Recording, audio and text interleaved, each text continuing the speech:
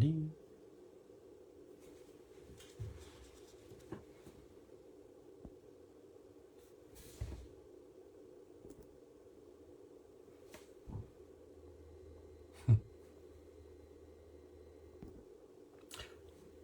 evening, it's Tony here. Right, so what are we going to be talking about tonight? Well, I want to talk about money and success. And I'm just going to read something out to you here. And this is quite an interesting paradox, that top performers in all industries do what they do because they love it. For them, the work is its own reward. Excuse me. They understand how to create value and enjoy doing so. So they don't work just for the money, but it's also to understand that they wouldn't work for free. So looking from the outside, it can be hard to understand. Because if the wealthy don't need more money, and they're not working to gain more money, why do they do it? And that's the paradox. If they're in a position where they've got all the money in the world, they're never going to be able to spend it in their lifetime, but they're still working. Why would they do that? Maybe it's just because they really enjoy doing what they're doing. Maybe they really enjoy the challenges that come along with it. Maybe it's because they're passionate about what they're doing and they've actually got a vision to create something that will then go on and create a legacy for generations afterwards. That's an interesting concept, isn't it? When I was working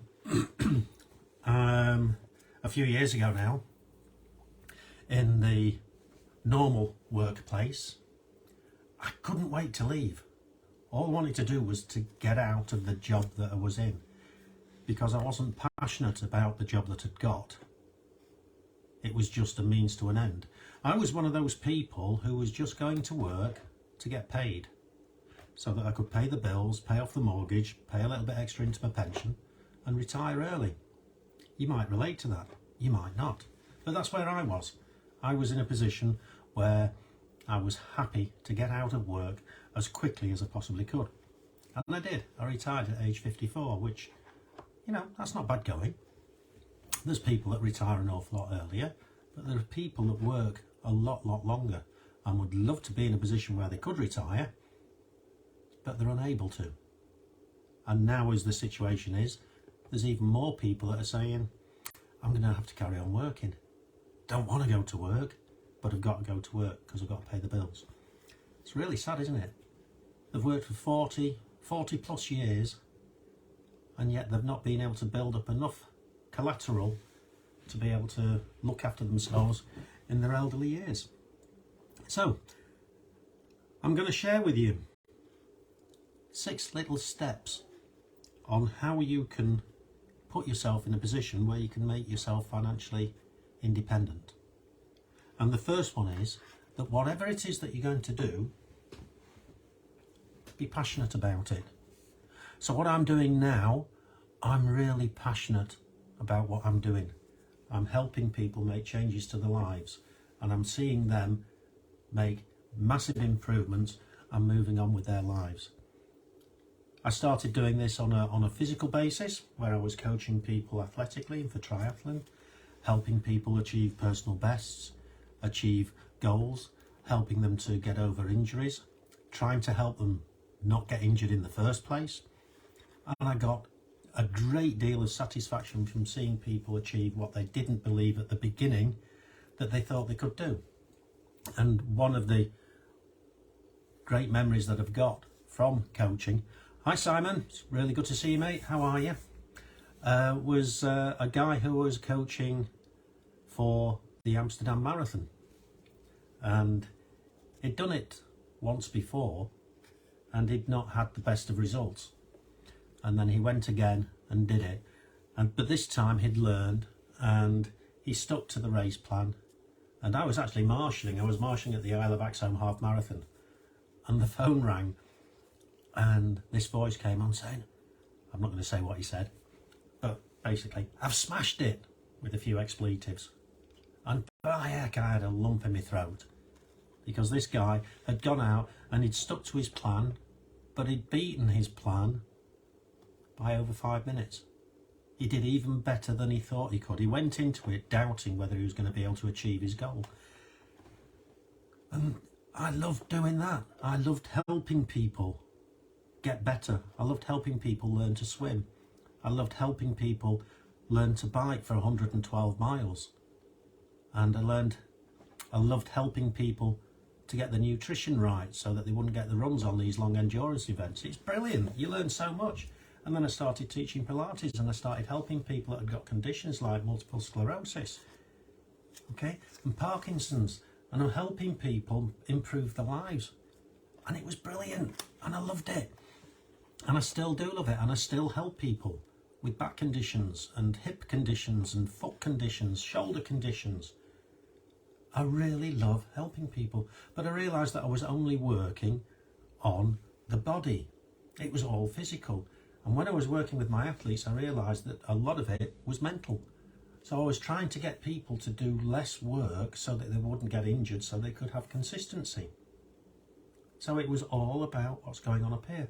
And then I realised that it's 95% mental and 5% physical, which is why I've had this little diversion in what I'm doing now, because I'm really focusing on the mind, and I want to reach as many people as I can to help them achieve what it is that they never thought that they could achieve.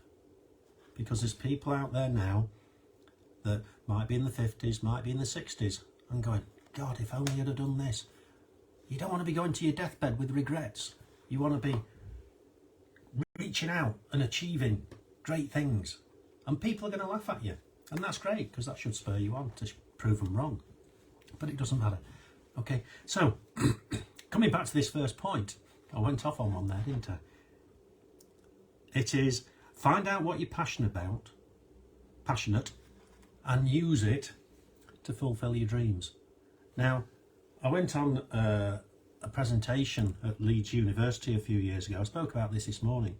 And Chrissie Wellington, 4 times Ironman world champion, never been beaten over the distance, broke world records, absolutely amazing athlete, and an even better person. God, she's got so much humanity. And she's got a bloody hard handshake as well. She nearly broke my knuckles shaking hands, okay? But she's a wonderful, wonderful person. And what she said in her presentation was, whatever you're going to do in life, be passionate about it. And if you're passionate about what it is that you're doing, it's never going to be difficult to get up in the morning and go to work. Hence why I'm doing what I'm doing now. I just love what I'm doing. I can't wait to get up in the morning. That certainly wasn't the case when I was working on the railways. Get your passion. Find your passion. Find a way of using that passion and helping other people. Second point. Let go of the attitude of being average. What is average? Well, I've got a few different definitions for being average. First one is that you're the cream of the crap, or that you're the best of the worst, or you can be the worst of the best. Those middle of the pack runners. Here's another definition of being average. Get a bucket of hot water, get a bucket of cold water. Put your left foot into the hot water, your right foot into the cold water. Does that make you average? I hope not. It makes you bloody uncomfortable, but when you mix them together, that's the average of them combined, isn't it? Too hot, too cold, you're not average, you're uncomfortable. If you're going to settle for being average, you should always feel uncomfortable, because you're leaving something on the table. You're leaving something behind. You should be aspiring to do the very best at whatever it is you're going to do every time you go to do it. And if you give everything that you're doing, whether it's tying your shoes up, making your breakfast, brushing your teeth, or building a massive business, or running a marathon, or doing an Ironman triathlon, or your first sprint triathlon, it doesn't matter what it is, whatever it is you're doing, do it to your best ability. And what happens when that situation arises? You may not always make money out of it, you may not always get the results that you wanted, but if you've given it your very best, you can pat yourself on the back, so you've got a payday straight away, because you know that you've done your best. That's really, really important in what we're doing. Sorry about that. Third point, we have to we have to guard our mind from negative thoughts. Okay, we've got a lot of beliefs in here that have been ingrained into us from a very, very early age. In fact, some of them we're born with beliefs. They're passed on through genetics in the same way as we might look a bit like our parents and their brothers and sisters. Beliefs are passed on through the genetics. It's hard to believe, but it's true. It's been proved. We're also become programmed by our upbringing and our environment. And a lot of the time, we believe that we can't achieve much. Somebody might have said something at school, you're never going to account to anything. And we might listen to them and we might believe them. Or you might hear somebody say, oh, what do you want to do that for? Ah, it's a waste of time. Come to the pub with us. And you'll go to the pub with them. And you're going to miss out on something. So be very careful on what you're exposing yourself to. Don't underestimate the power of these ingrained beliefs that you've already got deep inside you. They're going to start fighting you. If you have an idea that you might want to do something, almost immediately you're going to have another voice inside your head that's going to start saying to you, what do you want to do that for? It's going to come up with loads of rational ideas as to why that would never work for you, or it would be too hard, or there's no real benefit from it. So you've talked yourself out of doing something before you've even started. So we in fact become our own worst enemies. That's really sad. The fourth point, persist on creating new thoughts to prevent you falling back into old negative patterns. So we've got all these thoughts going on our mind and we can't just stop them. Okay, we can't just stop a bad habit, because if you do, it leaves a gap, it leaves a hole, creates a vacuum. And nature doesn't like a vacuum, it fills it up with something else. So if you're trying to get rid of a bad habit, you've got some space now. And what's going to happen? Another bad habit is going to follow in its place. This happened to me when I stopped smoking. I stopped smoking not long before my 40th birthday. I'd been smoking 20 a day from about 13, 14, 15 years old, something like that. And I realised that if I carried on the way I was going to be in that group that they talk about having heart attacks in the 40s. I was going to get heart disease, or I was going to get lung cancer. So I frightened myself enough to stop smoking. But because I stopped smoking, I hadn't got anything to do with my hands. And I changed that smoking to eating. And then I put loads of weight on. And then I had to start losing that weight. Eventually I learned that you can actually replace bad habits with good habits. But they take effort.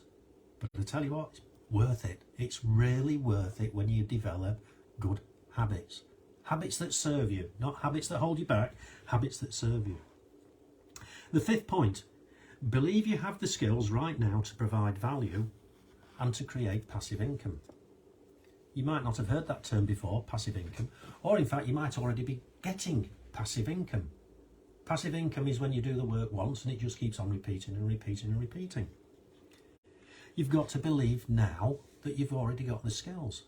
Look back through your life, look at all the jobs that you've had, look at all the experiences that you've had that are culminating to who you are now. Particularly if you're knocking on in a few years, you've got loads and loads of life experience that you can utilise to help yourself and to help other people. And that's what we've got to do. We've got to be tuning in to this sort of material so that we can move forward, make a quantum leap.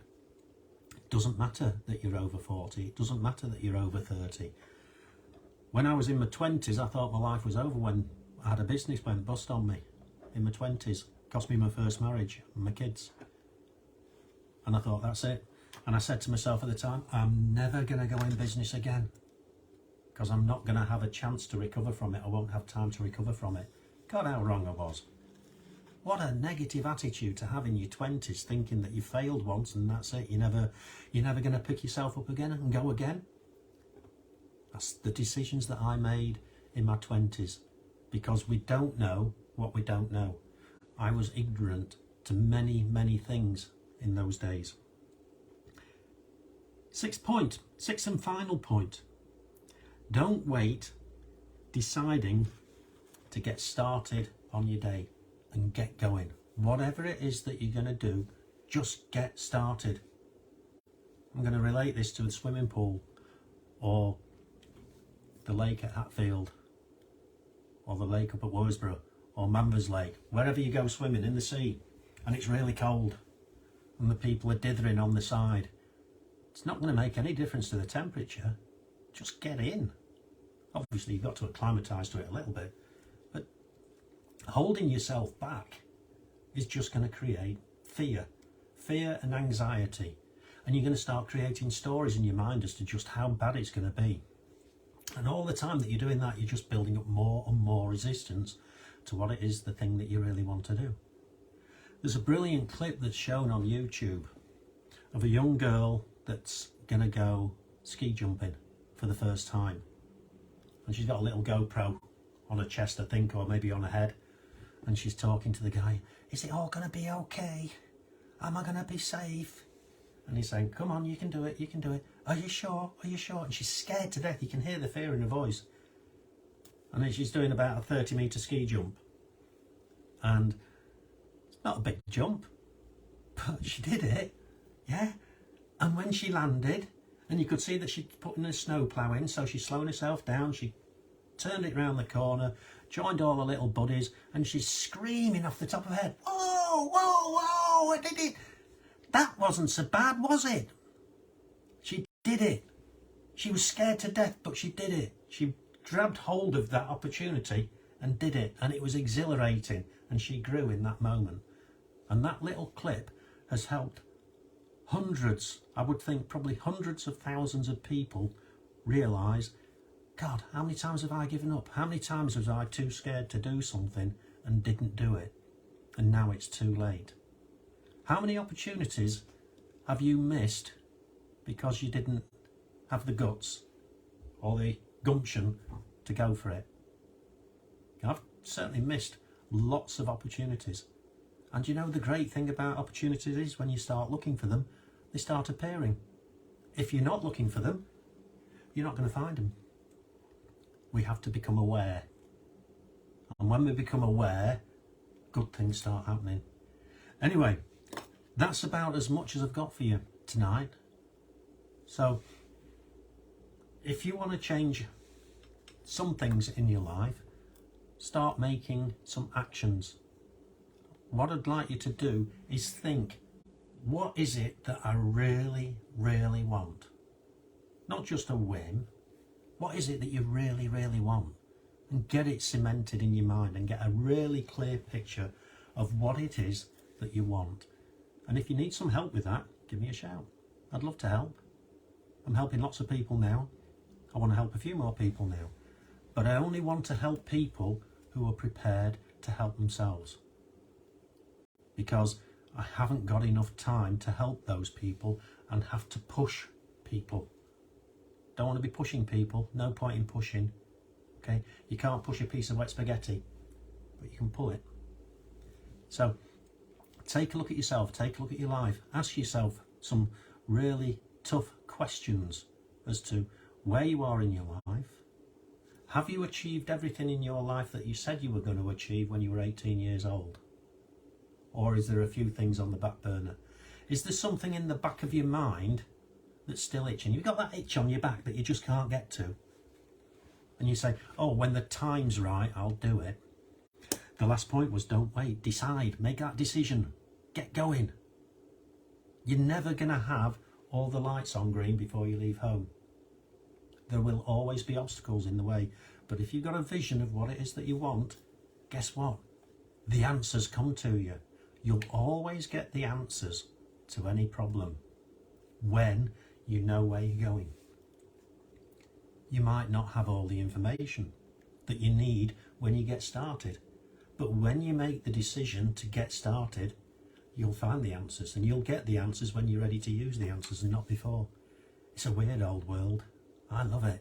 I can't get enough of it. And I just want to help as many people as I can, and I'd love to bring a few of my friends along with me. So we can go out and play together, and we can have some fun. Anyway, Have an absolutely fantastic weekend. Thanks for staying with us, and we'll speak to you all soon.